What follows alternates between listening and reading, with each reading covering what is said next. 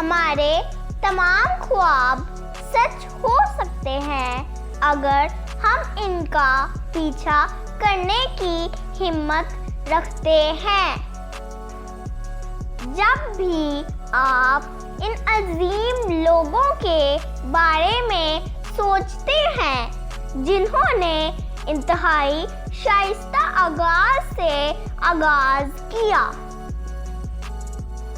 اور غیر معمولی کامیابیاں حاصل کی، تو آپ کے ذہن میں کون آتا ہے؟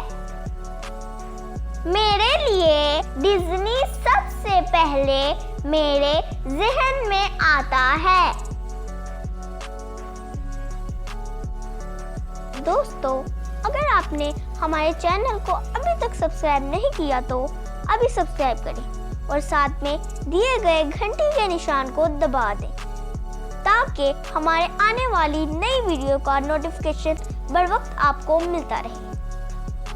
ڈزنی ایک قابل ذکر تخلیقی، کاروباری اینیمیٹر، آواز اداکار اور فلم پروڈیوسر تھا۔ وہ 22 اکیڈمی ایوارڈز حاصل کر چکے تھے اور انہیں مشہور کارٹونز اور اینیمیٹڈ فلمیں بنانے کے لیے 59 بار نامزد کیا گیا تھا، جنہیں ہم سب پسند کرتے ہیں اور آج بھی ان سے لطف اندوز ہوتے ہیں، بشمول مکی ماؤس۔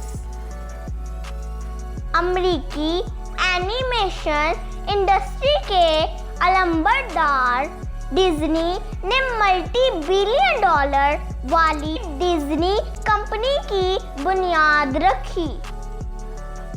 وہ مختلف متعلقہ فلم پروڈکشن اور ڈسٹریبیوشن کمپنیوں، کیبل چینل اور ٹیلی ویژن اسٹیشنز اور نیٹ ورکس پر مشتمل ہے۔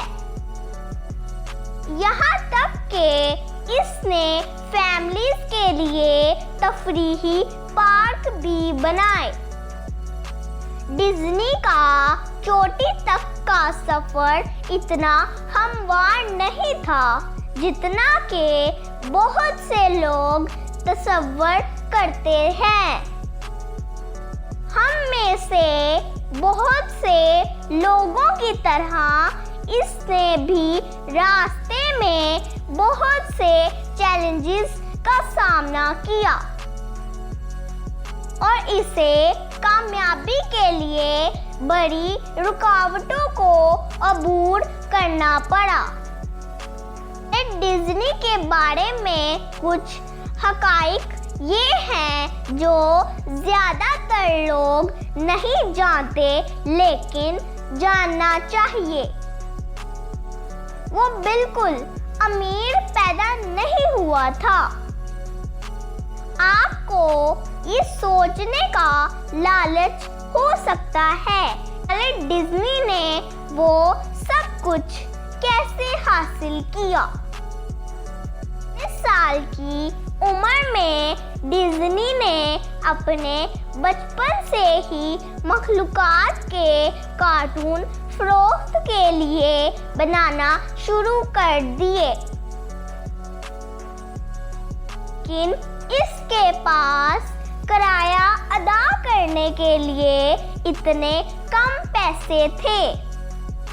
اکثر دوستوں کے ساتھ رہنے اور بغیر کھائے جانے پر مجبور کیا جاتا تھا۔ ڈزنی کا اس عاجز پس منظر سے گھریلو نام بنانے کے لیے اٹھنا کافی متاثر کن ہے۔ یہ ظاہر کرتا ہے کہ آپ کو اپنی کامیابی کے لیے امیر پیدا ہونے کی ضرورت نہیں ہے۔ اسے بتایا گیا کہ اس میں تخلیقی صلاحیتوں کی کمی ہے۔ یقین کرنا مشکل ہے، لیکن ڈزنی، مکی ماؤس، ڈونلڈ ڈک، پلوٹو اور بہت سے دوسرے کلاسک کارٹون کرداروں کے پیچھے تخلیقی ذہانت کو تخلیقی صلاحیتوں اور فنکارانہ صلاحیتوں کی کمی کے طور پر لکھا گیا۔ جب ڈزنی نے اخباری کمپنیوں کو اپنے کارٹون شائع کرنے کے لیے کہا تو انہوں نے اسے یہ کہا اور اسے روک دیا کہ اس میں فنکارانہ دیانت کا فقدان ہے، لیکن مسترد ہونے کے باوجود وہ جاری رہا۔ اس نے اپنے خیالات کو آگے بڑھانا بند نہیں کیا۔ لوگ آپ پر تنقید کریں گے، لیکن جاری رکھیں، آپ کو اس سے بہتر کوئی نہیں جانتا جتنا آپ خود کو جانتے ہیں۔ آپ کے اندرونی خوابوں کو آپ سے بہتر کوئی نہیں جانتا۔ اپنے دل کی بات سنیں اور اپنے خوابوں کو ڈزنی کی طرح مسلسل آگے بڑھائیں۔ یہ آسان نہیں ہو سکتا ہے، لیکن یہ آخر میں اس کے قابل ہو جائے گا۔ زیادہ تر لوگ اپنے خواب کی طرف 100 کوششیں بھی نہیں کریں گے، لیکن ڈزنی 300 سے زیادہ ناکام رہا، جس میں دل دہلا دینے والا دور بھی شامل ہے۔ اگرچہ ڈزنی کے لیے تعلیم انتہائی اہم تھی، اس نے اپنے حقیقی جذبے اینیمیشن کو آگے بڑھانے کے لیے ہائی اسکول چھوڑ دیا۔ ڈزنی نے صرف وہی کام کرنے کا فیصلہ کیا جسے وہ پسند کرتا تھا۔ ڈزنی لینڈ صرف راتوں رات نہیں ہوا۔ ڈزنی نے اس منصوبے کی منصوبہ بندی کے لیے 7 سال تک طویل اور سخت محنت کی، جبکہ زیادہ تر لوگ صرف 1 سال یا اس سے زیادہ کوشش کرنے کے بعد ہار مان لیتے ہیں۔ ڈزنی نے عجیب و غریب ملازمتوں کی ایک سیریز سے گزرا، جس میں سٹی کے ایک ریل روڈ پر مسافروں کو اخبارات بیچنے کے لیے گرمیوں میں کام کرنا، جنگ عظیم کے دوران فوج میں ایمبولینس ڈرائیور بننا اور ایک مزاحیہ فنکار کی نوکری کرنا۔ ایک مقامی اخبار اس نے جو بھی پیسہ کمایا۔ ڈزنی نے موت سے خوفزدہ ہونے کا اعتراف کیا۔